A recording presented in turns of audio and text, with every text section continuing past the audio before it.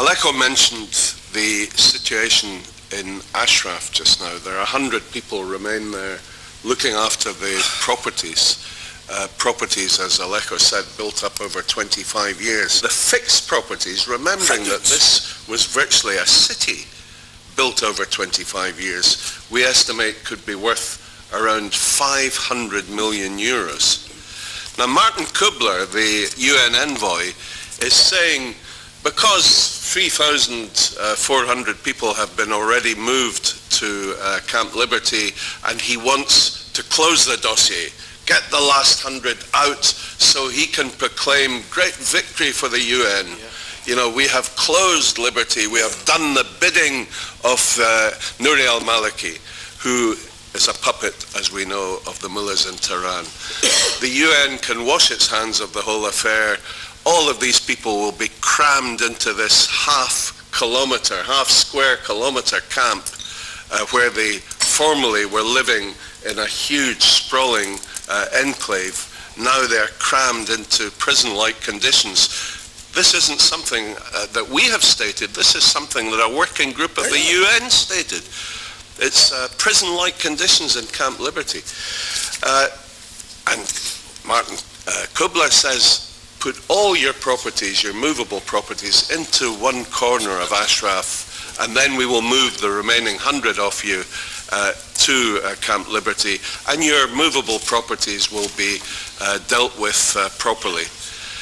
I can tell you that the intention of the regime in Iraq, who are now listed internationally and recognized internationally as the second most corrupt regime in the world, only Somalia is more corrupt. They want to rob this property. These people are thieves, and they have stopped every attempt by the Ashraf residents to sell their property.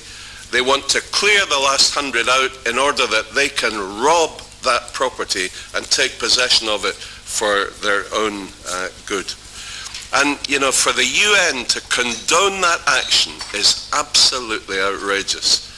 Martin Kubler should not condone in any way the moving of the last 100 people who are the last protection that that property has until we can ensure that it is properly sold in a fair way.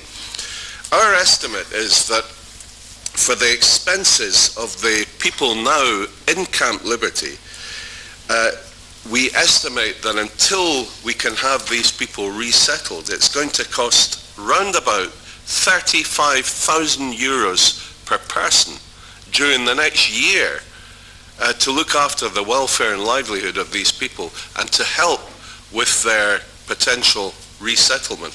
Well, I don't see the UN rushing forward with a pot of gold saying, we will pay for this. Where are these people supposed to find the money? From the fair sale of their own property and belongings. And that fair sale is being denied them. That right is being denied by the UN envoy, Martin Kubler. And I think that is an absolute disgrace.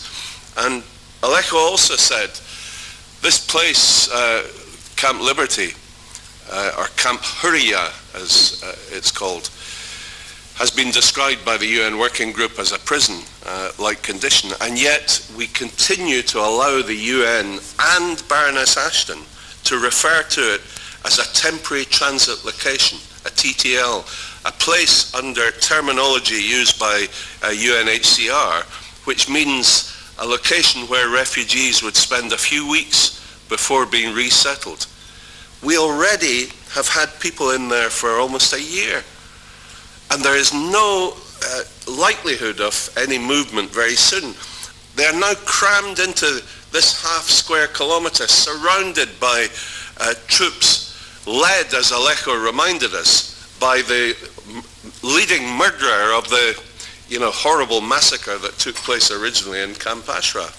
These people are in real danger, critical danger.